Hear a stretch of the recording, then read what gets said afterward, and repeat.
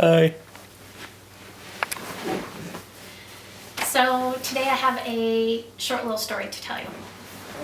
How many of you remember riding out in the country in your dad's pickup truck, going over the irrigation humps and getting that fluttery little feeling in your tummy? Any of you remember that? Mm-hmm. I do. That's what it feels like the second you jump out of a perfectly good airplane. So you're riding in the plane and it's really bumpy. This is not a 747 that you're in. You feel like you're in a tin can, like you're all sardines. You're straddling a bench and you're sitting front to back, and it's really uncomfortable. Then they open the plane doors and it gets even louder. But you're sitting on the edge of the plane and you're looking out and it's beautiful. The scenery is incredible.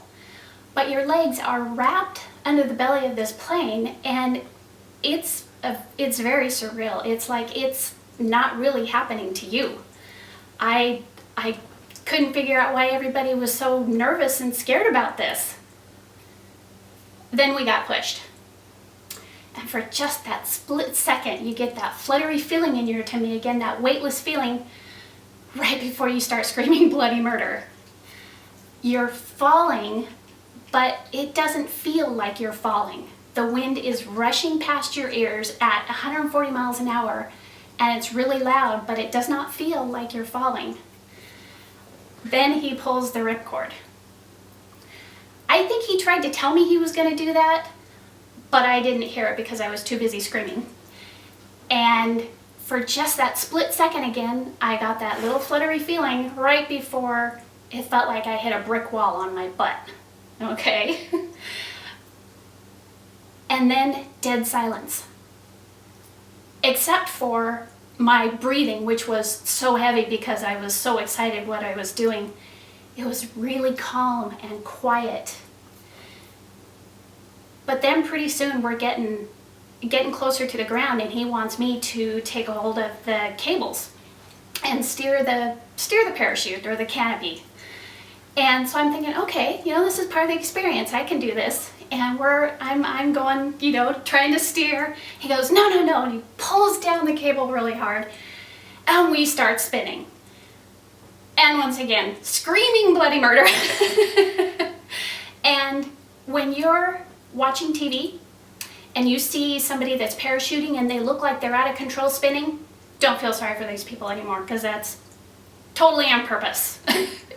That's what they do. They just pull that cord and they spin, and it was incredibly scary, and I'm screaming again. But it was really fun. So then we're getting close to the ground, and all of a sudden you can start seeing people.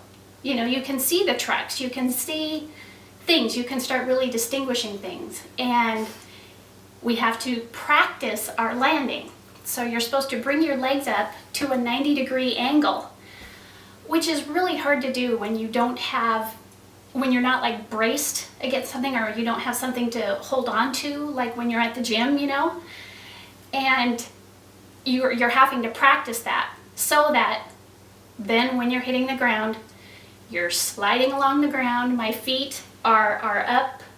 My heels are digging into the gravel and the dirt, and all of a sudden we're on the ground and I'm sitting on my butt. He unhooked us and was trying to help me up. I'm like, no, there's no way I can stand. I have just had this massive adrenaline rush. I can't hardly move, let alone stand. But I finally am able to get up, and I just got major permagrin. I can't stop smiling. It was one of the most extraordinary things I've ever done in my life. I really believe that everyone needs to have one adrenaline junkie item on their bucket list, and skydiving needs to be it.